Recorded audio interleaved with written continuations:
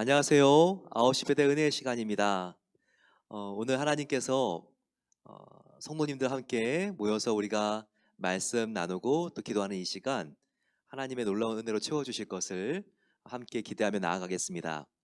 우리가 함께 다윗의 시편을 살펴보고 있습니다. 오늘 같이 살펴볼 시편은 13편부터 17편까지가 되겠습니다. 오늘 이렇게 시편들은 분량이 많지는 않지만 얼마나 다윗이 간절히 하나님을 찾고 있는지 우리가 그 모습을 보게 되면서 큰 감동을 받게 되는 시들이 모여 있습니다. 13편 1절을 보시게 되면 여호와여 어느 때까지니까 나를 영원히 잊으시나이까 주의 얼굴을 나에게서 어느 때까지 숨기시게나이까라고 고백하고 있습니다. 다윗은 살면서 참 어려웠던 일이 많았던 사람이었습니다. 그는 정말 평범한 농민의 아들로 태어나서 어, 한 나라의 왕이 되었지만 하지만 그 과정에서 얼마나 힘들고 어려운 시간들이 있었는지 모릅니다. 사울 왕에게 잘못한 일도 없는데 괜한 오해를 받아서 추격을 받았죠. 10년 동안 이렇게 어려운 힘든 생활들을 한 다음에 그가 왕이 된 다음에도 이제 불행 끝 그리고 행복 시작이 아니었습니다.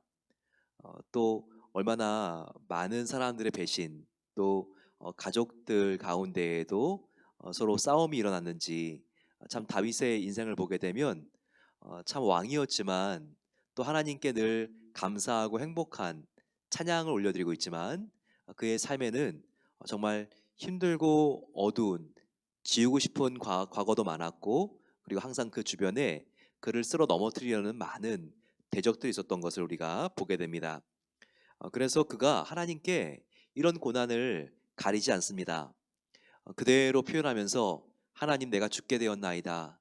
왜 하나님께서는 구원의 얼굴을 내게 향하지 아니하시고 나에게 이렇게 힘들고 어려운 고난을 주십니까? 그가 솔직하게 고백하고 있습니다.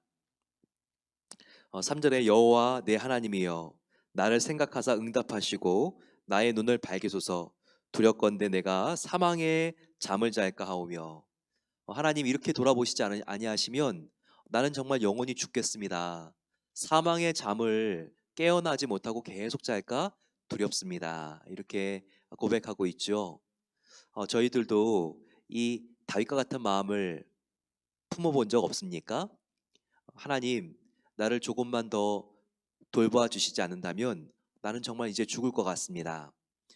하지만 항상 이 시편은요, 하나님께 이렇게 벼랑 끝까지 떨어졌다가 주님을 바라볼 때 회복이 일어나는 것이 이 시편의 정말 위대함이고 아름다움이라고 말씀드렸죠.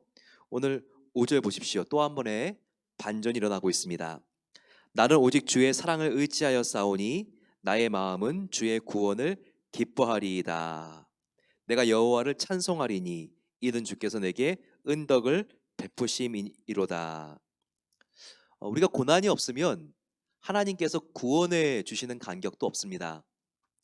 얼마 전에 저희 교육자님들끼리 같이 모여서 근래 감사한 일들을 나누었습니다. 하지만 작년 코로나가 오기 전에는 감사하지 못했던 것들을 서로가 나누시더라고요. 함께 어떤 전도사님은 정말 이렇게 하루하루가 하나님의 은혜인지 몰랐습니다. 정말 오늘 하루 눈을 떠서 살고 있다는 자체가 하나님의 보호하심 때문이라는 것을 알고 감사하게 됩니다. 이런 것들도 서로 나누게 되더군요. 그렇습니다. 이 시편 기자도요. 주위에 사면에 시편 기자를 쓰러뜨리려고 하는 대적과 원수들이 진을 친 것 같고 그리고 위협이 있지만 오히려 그 어려움 때문에 항상 머리카락까지 세시고 세심하게 돌보아 주시고 인도해 주시는 그 하나님의 완전한 보호하심을 이렇게 은혜라고 찬송하며 감사하고 있는 것입니다. 저희들도 항상 오직 주님만의 그 은혜를 구하며 또 주님의 사랑을 간절히 갈망하면서 하나님께서 매 순간 날마다 베풀어 주시는 바로 그 구원과 은덕을 기뻐하실 수 있는 은혜가 함께 하시기를 소망합니다. 14편 시편은요, 특별히 무신론자의 시편이라고 합니다. 하나님을 없다라고 말하는 사람들이 지금만 있는 것이 아니라 이 시편이 쓰여진 지금으로부터 약 3,000년 전에도 있었습니다. 하나님이 어디 있는지 한번 증명해봐 라고 하면서 그들이 하나님이 없다고 생각하니까 어떻게 살겠어요? 그들이 하나님이 없다고 생각하는 만큼 인생을 자기 멋대로 기분대로 살지 않겠습니까? 그래서 악인들은 하나님이 없다고 그들이 믿고 이 세상에서 자기의 마음대로 이 양심으로부터도 멀어져서 가난한 자들을 짓밟고 또 어려운 사람들을 그들이 못 살게 굴면서 살았던 것을 우리가 알 수 있습니다. 자, 1절 보세요. 14편 1절입니다. 어리석은 자는 그의 마음에 이르기를 하나님이 없다 하는도다. 자, 여기 무신론자가 나오네요. 그들은 부패하고 그 행실이 가증하니 선을 행하는 자 없도다. 자, 무신론자의 특징, 그들은 이 세상에 하나님이 주시는 심판도 믿지 않기 때문에 두려움이 없습니다. 그래서 선을 행하지 않고요. 그리고 그들은 인생에 지각이 없기 때문에 하나님을 찾는 자가 없다고 2절에도 기록되고 있습니다. 그러니 3절과 같이 다 치우쳐 더러운 자가 되고 선을 행하는 자가 없다는 것, 바로 이것이 무신론자의 모습을 다윗이 묘사한 것입니다. 하지만 시편에 항상 반전이 일어난다고 했죠. 자, 5절, 하나님께서 그렇다고 이 무신론자들, 하나님이 없다 하면서 악을 행하는 자들을 그대로 자기 마음대로 설치고 다니도록 내버려 두시겠습니까? 그러면 정의 하나님이 아니시죠. 5절, 그러나 거기서 그들은 두려워하고 하나님이 없다고 말하는 바로 그 교만한 지점으로부터 오히려 두려움이 생기고 하나님이 의의 세대에 계심이로다라고 말하고 있습니다. 사실 하나님 있으면 나와보라 그래 이렇게 큰 소리 치는 사람일수록 그 마음 깊이 들여다보면요, 이렇게 말한 거에 대해서 내가 혹시 벌 받진 않을까 두려움이 있습니다. 그래서 우리는요, 사람은 하나님이 아니고서는 도저히 채워질 수 없는 마음속에 빈 공간이 있다는 것을 알아야 돼요. 그래서 하나님이 없다고 말하는 순간부터 자기는 이제 이 세상에 고아와 같이 혼자 내던진 존재입니다. 그럼 이 세상의 모든 문제를 혼자 처리해야 되는데 얼마나 두렵고 공포스럽고 겁이 나겠어요. 그래서 이렇게 하나님이 없다고 큰 소리 치면서 악을 자기 마음대로 행하는 사람이 사실 그 무의식에 들어가게 되면 두려움이 있고 더 두려워하는 그 심리가 있다는 것을 우리가 발견하게 되는 것입니다. 6절에 너희가 가난한 자의 계획을 부끄럽게 하나, 무신론자들이 가난한 자들을 업신여긴다는 것이죠. 하지만 오직 하나님은 그 가난한 자들의 피난처가 된다라고 말씀하십니다. 그리고 7절과 같이 마치고 있죠. 이스라엘의 구원이 시온에서 나오기를 원하는도다. 이 시온은 뭘까요? 예루살렘에 있는 산의 이름이죠. 시온산. 시온산에 무엇이 있나요? 성전이 있습니다. 즉 시온이라는 것은 하나님이 있는 곳, 바로 성전이라고 묘사되어 있지만 하나님이 계신 곳, 바로 거기가 시온이라고 우리가 비유할 수 있는 것입니다. 그래서 이스라엘의 구원이 하나님이 있는 곳으로부터 나오기를 원하는도다.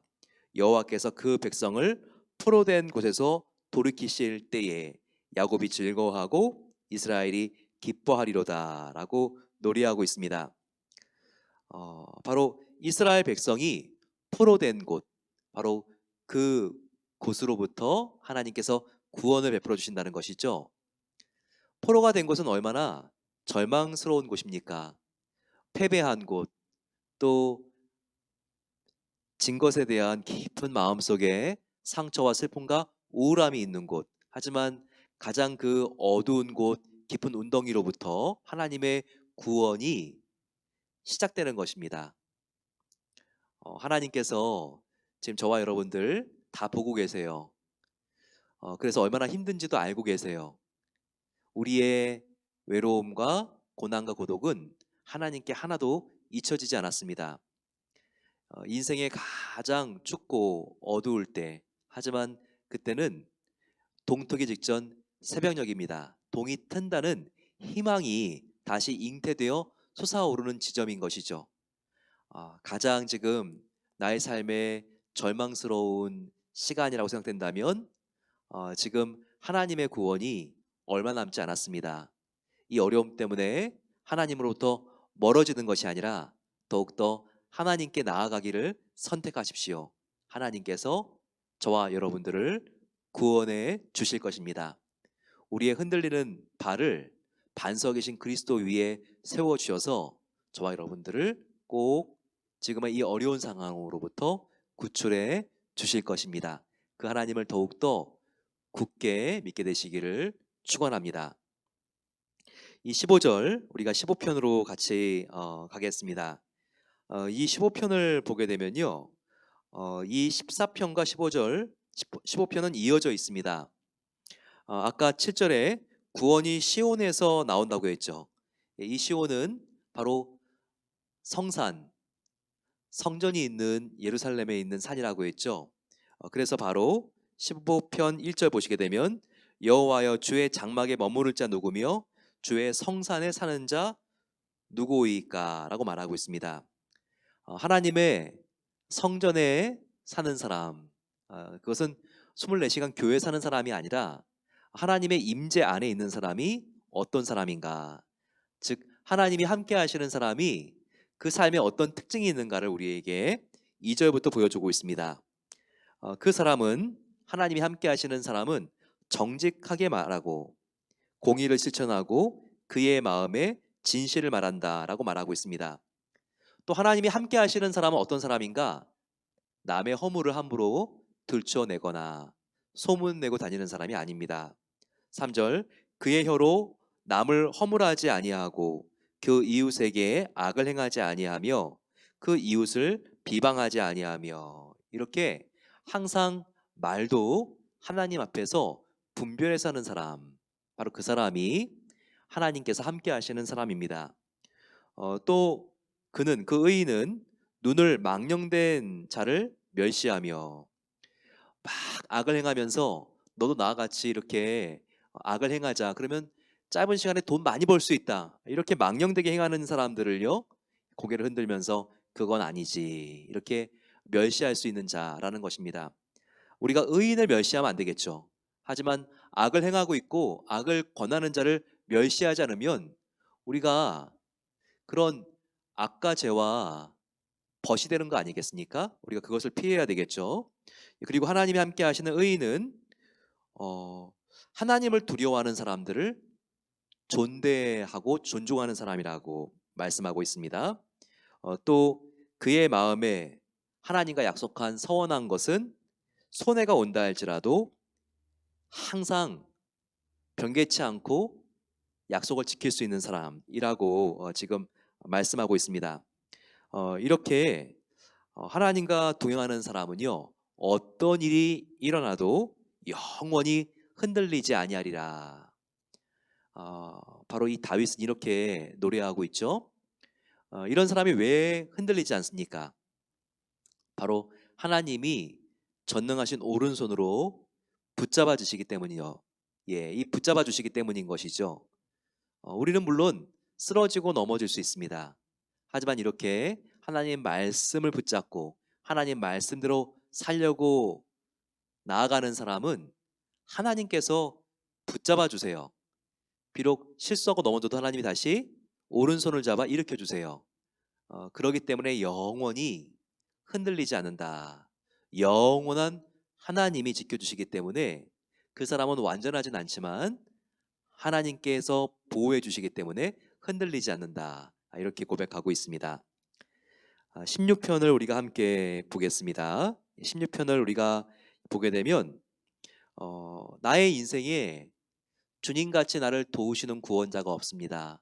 최고의 감사와 만족을 다윗이 하나님께 드리는 장면이 나와 있습니다. 2절 내가 여호와께 아뢰되 주는 나의 주님이시오니 주밖에 나의 복이 없다 하였나이다. 이와 같은 찬양과 찬미를 하나님께 드리면 아버지신 하나님께서 얼마나 기쁘시겠습니까? 부모의 마음이기 때문에 그런 것이죠.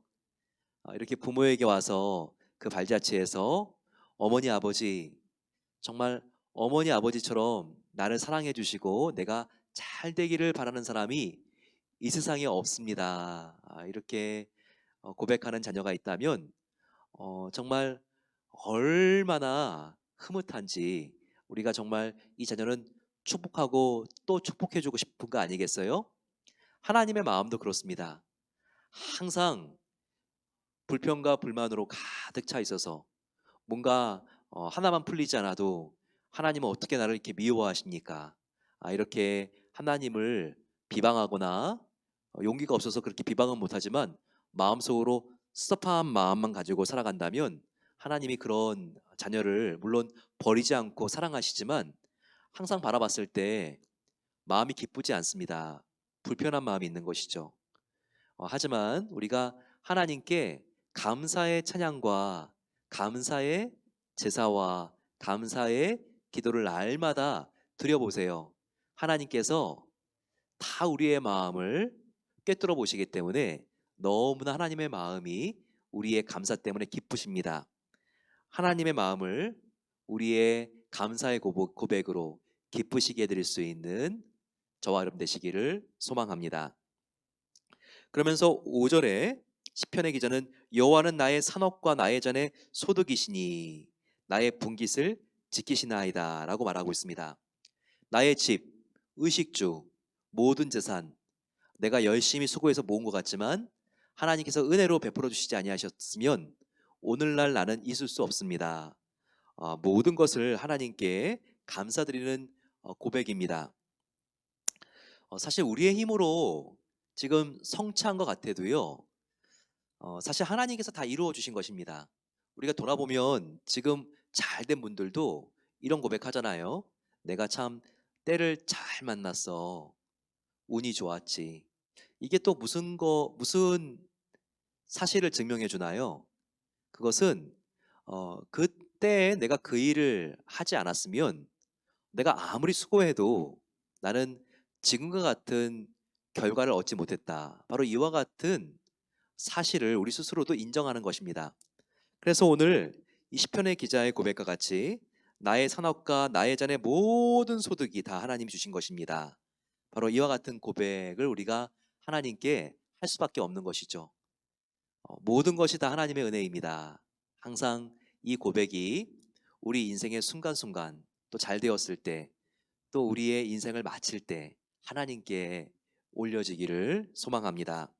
6절에 내게 줄로 재어준 구역은 아름다운 곳에 있으며 나의 기업이 실로 아름답도다. 예, 이 줄로 재다라고 하는 것은 소유권을 말하죠. 바로 나의 소유가 참 아름답습니다. 나의 기업이 실로 감사합니다. 자기가 있는 것에 감사하는 사람의 모습을 이렇게 아담하게 표현하고 있습니다. 그런데 자기의 그 아담한 소유를 하나님께서 주신 복이라고 인정하고 참 감사하고 아름답습니다라고 고백하는 사람, 그 사람이 진정한 행복자가 아닐까요? 아무리 모으고 모으고 더 모아도 아무리 넓히고 넓히고 더 넓혀도 만족함이 없이 왜 나는 저 사람보다 조금 더 내가 많이 가질 수 없는 거야. 높은 위치에 올라갈 수가 없는 거야. 나의 자녀가 잘 될 수가 없는 거야. 항상 왜 안 되는 거야. 이렇게 우리가 생각하고 있다면 우리의 마음이 굉장히 불행합니다. 항상 어둡고 마음이 힘들고 그리고 질투심과 비교식 때문에 우리가 견딜 수 없는 것이죠. 하지만 나의 작은 소유라 할지라도 하나님께 자격 없는 자에게 이렇게 베풀어 주시니 참 감사합니다. 우리가 이렇게 자족한다면 우리 마음속에 감사로 인한 행복이 깃들일 수 있는 것입니다. 7절부터 보게 되면요. 다윗은 이것도 감사하고 있어요. 참 다윗은 감사를 찾아내는 실력이 있습니다. 바로 그것은 뭐냐면 하나님께서 나의 죄를 금방 깨닫게 해주시는 것도 참 감사한 일입니다. 예, 그가 양심이 살아있는 거에 대하여, 양심이 민감한 거에 대하여 감사합니다. 7절, 나를 훈계하신 여호와를 손축할지라 밤마다 내 양심이 나를 교훈하도다. 하나님께서 우리의 양심을 살아있게 해주셔서 민감하게 하지 않으면 우리는 죄를 짓고도 무엇이 잘못되는지 알지 못합니다. 즉, 우리 양심이 민감해야지 주님의 훈계가 말씀 안에 담겨 있는 교훈으로 느껴지고, 잘못하면 우리는 하나님 앞에 나아가 회개하게 되고, 그리고 우리가 의로운 길을 걸어가면 비록 이 세상 속에서 성공적인 삶을 우리가 당장은 못 살아도 하나님 정말 이렇게 나에게 의로운 길을 보게 하시고, 당장은 손해가 있다 할지라도 하나님께서 의로운 길로 나를 가게 하셨기 때문에 내가 결국은 형통할 줄로 믿습니다. 이렇게 우리가 고백할 수 있는 믿음의 실력이 생긴다는 것입니다. 바로 다윗은 이것을 하나님께 감사하고 있어요. 나의 양심이 나를 교훈해서 하나님이 싫어하는 죄와 멀리 있고 싶고, 하나님이 기뻐하시는 의와 화평과 은혜를 내가 더 동경하고 갈망하게 해주신 것을 감사합니다. 그가 이렇게 하나님께서 살아있는 예민하고 민감한 양심 주신 것도 그가 하나님께 감사드리고 있습니다. 또 8절과 11절은 서로 대꾸를 이루고 있습니다. 시에는 대꾸 문법이 있잖아요. 보시게 되면 내가 여호와를 항상 내 앞에 모심이여 그가 나의 오른쪽에 계심으로 내가 흔들리지 아니하리로다. 여기 내 앞과 오른쪽에 하나님이 계신다고 말씀하고 있죠. 11절도 보세요. 대꾸입니다. 주께서 생명의 길을 내게 보이시리니 주의 앞에는 충만한 기쁨이 있고 주의 오른쪽에는 영원한 즐거움이 있나이다. 자, 앞과 오른쪽을 가지고 하나님께서 바로 8절에는 내 앞에도 계시고 오른쪽에도 계시니 내 마음이 든든합니다 표현하고 있죠. 또 11절을 보시게 되면 주님의 앞에는, 이번에는 내 앞이 아니라 주님의 앞에는 기쁨이 있고, 그리고 주님의 오른쪽에는 영원한 즐거움이 있으니 나는 주님 안에 행복합니다. 이렇게 노래하고 있습니다. 이 세상 지식과 이 세상에 재산이 많기 때문에 즐겁고 기뻐하는 자가 아니라 하나님이 함께 계신 것 때문에, 나와 가까이 계신 것 때문에 더욱더 즐거워할 수 있는 은혜가 함께 하시기를 소망합니다. 마지막 17편을 우리가 함께 나누겠습니다. 17편 1절 여호와여 의의 호소를 들으소서 나의 부르짖음에 주의하소서 거짓되지 아니한 입술에서 나오는 나의 기도에 귀를 기울이소서. 내가 하나님 앞에 진실한 기도를 드리고 싶습니다. 그리고 드리고 있기 때문에 하나님께서 이 기도, 죄와 멀어지고 싶고 하나님의 의의 말씀에 가까워지고 싶은 진실한 마음에서 나오는 나의 입술의 기도를 하나님께서 들어 응답해 주시옵소서. 시편 기자의 소망이 이 안에 담겨 있습니다. 또한 4절과 5절을 보게 되면요, 그가 감사하고 있는 게 나는 주의 입술의 말씀을 따라 스스로 삼가서 포악한 자의 길을 가지 아니하였사오며. 네, 주의 입술에 나온 말씀, 이것은 하나님의 말씀이죠. 그 말씀을 내가 따라서 스스로 아주 분별 있게 행하여 포악한 죄를 일삼는 사람들의 길에 가지 않은 것에 감사합니다. 그가 이렇게 하나님께 죄와 멀어진 것을 감사하고 있습니다. 여러분, 그렇죠? 우리의 형통과 성공은 뭐라고요? 그것은 이 세상의 출세가 아니라 바로 경건하게 사는 것입니다. 경건한 건 죄와 멀어지는 삶이죠. 우리가 어제보다는 오늘, 오늘보다는 내일 죄와 멀어지고 거룩한 하나님과 가까워졌다면 그것은 가장 복 있는 삶이라는 것을 우리가 기억해야 합니다. 또한 5절에 나의 걸음이 주의 길을 굳게 지키고 실족하지 아니하였나이다. 예, 나의 어, 길과 삶과 나의 모든 삶의 태도와 자세가 하나님 앞에 있고, 그리고 주님의 길, 말씀과 떠나지 않기 위해서 내가 이렇게 최선을 다하고 있습니다. 그가 하나님을 향하여 나아가는 삶을 이렇게 묘사하고 있는 것입니다. 그러면서 이렇게 주님을 앙망하고 주님을 찾고 주님의 말씀을 사랑하는 바로 내 자신을 주님께서 보호해 주시옵소서. 7절과 같습니다. 주께 피하는 자들을 그 일어나 치는 자들에게서 오른손으로 구원하시는 주여, 주의 기이한 사랑을 나타내소서. 나를 눈동자같이 지키시고 주의 날개 그늘 아래 감추사 내 앞에서 나를 압제하는 악인들과 나의 목숨을 노리는 원수들에게서 벗어나게 하소서라고 말하고 있습니다. 하나님은 우리를 눈동자같이 지켜주세요. 갑자기 눈을 그 어떤 먼지가 들어가려고 한다거나, 예, 갑자기 공격하려고 그러면 깜빡거리죠. 얼마나 정말 이 눈을 어, 잘 이 몸이 보호하고 있습니까? 그 눈동자가 다치지 않게 하기 위해서 얼마나 그 눈꺼풀, 눈썹, 그리고 그 근육들이, 예, 조금만 눈동자가 공격을 당하려고 해도 한순간에 탁 감으면서 보호해 줍니까? 그런데 하나님이, 하나님을 사랑하고 의지하는 저와 여러분들을 이렇게 보호해 주신다는 거예요. 이것이 얼마나 감사한 일입니까? 그렇기 때문에 지금 시편 기자가 오 하나님, 주님께서 나와 함께하여 주심을 감사합니다. 그리고 나를 공격하기 위해서, 비방하기 위해서 나의 바로 앞에까지 왔던 대적들도 하나님께서 하나님의 칼로 지켜주시고 보호해 주시고, 나를 그들로부터 보호해 주시고 나의 영혼을 하나님께서 지켜주실 것입니다. 그가 이렇게 고백하고 있습니다. 그래서 마지막 15절 보시게 되면 나는 의로운 중에 주의 얼굴을 배우리니 깰 때 주의 형상으로 만족하리이다. 아침에 깰 때 주의 형상으로 만족할 수 있는 것. 예. 아침에 깰 때 나를 정말 사랑하시는 하나님께서 마치 아이가 갓난아기가 깼을 때 어머니와 아버지가 함께 그 갓난아기를 바라보면서 너 일어났네? 말씀하시면서 사랑으로 이렇게 눈을 깼을 때, 그 아기가 깼을 때 바라보고 있는 바로 그 사랑스러움으로 하나님께서 우리를 바라보실 것이기 때문에 내가 그와 같은 주님의 형상에 아침에 깰 때 만족하나이다, 만족하리이다 고백하고 있습니다. 저와 여러분들 일상을 살아갈 때에 힘들고 어려운 일들이 많으시죠. 하지만 하나님이 함께 계시잖아요.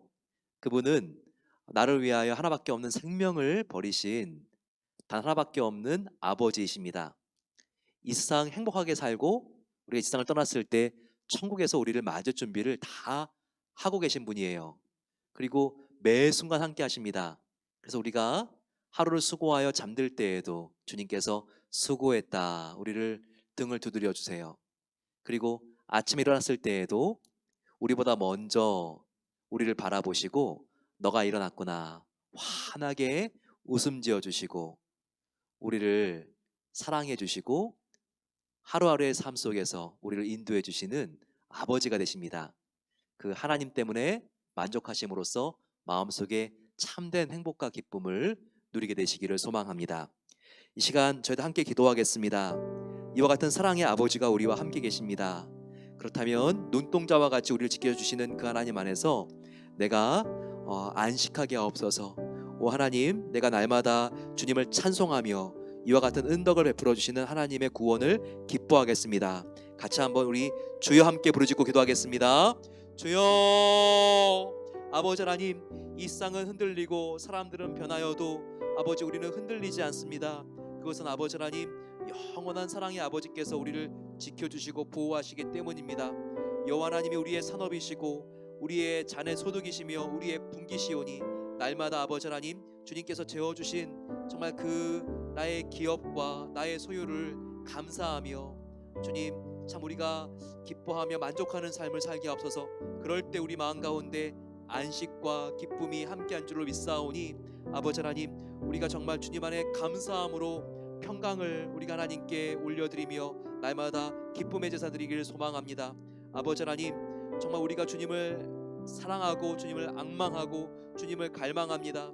이와 같은 사랑의 주님의 얼굴을 우리가 날마다 정말 배울 때마다 아침에 깰 때 주님의 형상에 만족하며 일어설 수 있는 그 은혜가 있을 줄로 믿사오니 날마다 아버지 하나님, 우리가 주님과 더욱더 가까이 가는 삶을 선택하게 하옵소서. 아버지, 그럴 때 하나님께서 우리를 지켜주시고 우리를 눈동자와 같이 보호하시며 주의 날개 그늘 아래 감추어 주시고 함께하여 주심을 믿습니다. 아버지 하나님, 우리가 이 세상에 힘들고 어려운 문제를 바라보는 것이 아니라 그 문제를 이기실 수 있는 하나님을 바라보기 때문에 아버지, 우리가 정말 날마다 평안을 누릴 수 있도록 은혜를 베풀어 주시옵소서. 사랑의 아버지 하나님, 감사합니다. 오늘 시편 말씀을 통하여서 저희들이 하나님과 가까이 있는 것이 가장 복된 삶인 것을 알게 하시니 감사합니다. 아버지, 우리가 이 세상에 성공과 출세를 바라는 것이 아니라 하나님 안에 더욱더 가까이 있기를 소망합니다. 그럴 때 하나님께서 우리를 지켜주시고 눈동자와 같이 보호하여 주시는 약속이 있는 것을 감사합니다. 날마다 우리가 주님의 품을 사모함으로 항상 아버지, 주님의 앞에는 충만한 기쁨이 있고 오른쪽에는 영원한 즐거움이 있는 것을 알게 해주시고, 또한 그 하나님께서 내 앞에 계시고 우리의 오른쪽에 계시기 때문에 우리가 흔들리지 않는 우리의 삶을 날마다 아버지 우리가 감사하며 살아갈 수 있도록 함께하여 주시기를 간절히 기도합니다. 이제는 우리 주 예수 그리스도의 은혜와 하나님 아버지의 놀라운 사랑하심과 성령 하나님의 함께하심이, 오직 여호와 하나님은 나의 목자신 것을 알고 우리 마음속에 부족함이 없는 것을 날마다 감사하며 나아가는 모든 복된 성도들 위해 이제로부터 영원까지 함께하시기를 축원하옵나이다. 아멘. 하나님이 우리와 함께하십니다. 그 주님의 손을 꼭 붙잡고 오늘 깊은 잠 주무시고 내일 아침에 깰 때 우리가 주의 형상에 만족할 수 있는 그 은혜가 함께하시기를 축원합니다. 내일 뵙겠습니다.